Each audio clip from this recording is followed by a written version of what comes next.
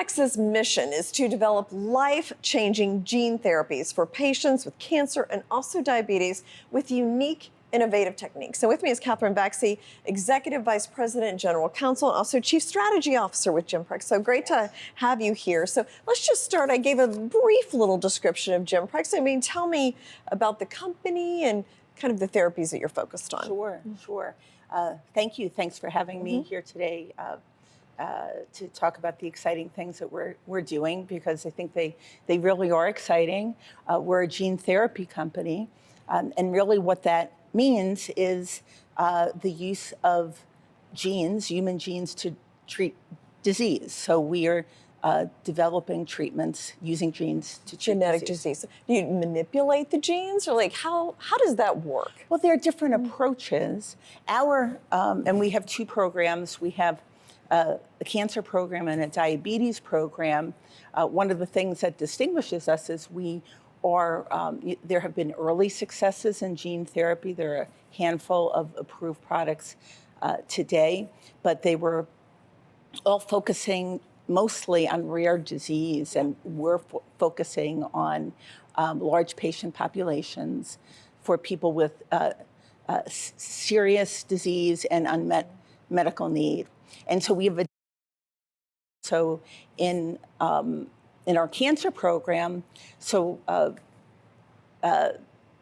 very large population, sadly, 10 million people die annually around the world from cancer. Okay.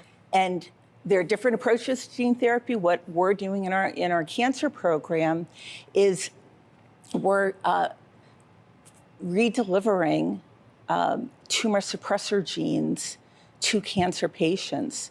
So tumor suppressor genes have been found. There's a lot of research behind it by us for 15 years and our collaborators and others. But it's been found that cancer early on in its development is deleting certain tumor suppressor genes, either in their entirety or partially.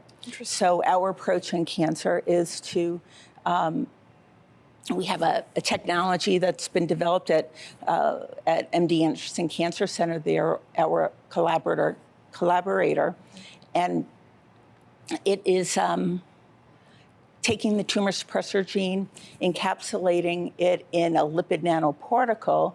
It's a proprietary delivery system that we've developed called ONCOPREX Nanoparticle Delivery System, and it's delivering the gene to the patient intravenously in a non-viral way. A lot of gene therapies use viruses to target the cancer because viruses are good at getting into cells. They're deactivated. However, they can still carry with them the risk of toxicity. So we don't have that risk with our delivery system in cancer.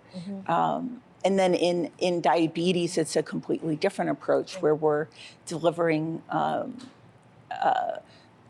two genes, and this is with our collaborators and the inventors of this technology at the University of Pittsburgh. And we're delivering two particular genes through the pancreatic duct and into the pancreas, and these genes are transforming alpha cells into beta-like cells. Beta-like cells produce insulin. You probably know that there's type 1 diabetes and there's type 2 diabetes. And in type 1 diabetes, the immune system is attacking the beta-producing cells. So with our technology, alpha cells are becoming beta-like cells, and the immune system is not recognizing them as foreign, not attacking them, and they're able to remain and produce insulin. And our type 2 program is the same general approach, but a little bit different because the disease is different. Okay, fascinating. So now, your collaborators recently announced some positive data. This was related to MPRL2, am I getting that right? Yes, you are. Okay, and also ONCOPREX platform at the American Association for Cancer Research meeting. So can you explain a little bit about that presentation, what was unveiled there, the oncology technologies that you're using? Sure. what was important about that data to our cancer program is that the technology I described that we're using for cancer, where we're delivering tumor suppressor genes to replace the ones that the cancer has destroyed. So our first program is in lung cancer. And for example, lung cancer, the tumor suppressor gene that is at play and getting deleted is something called TUSC2.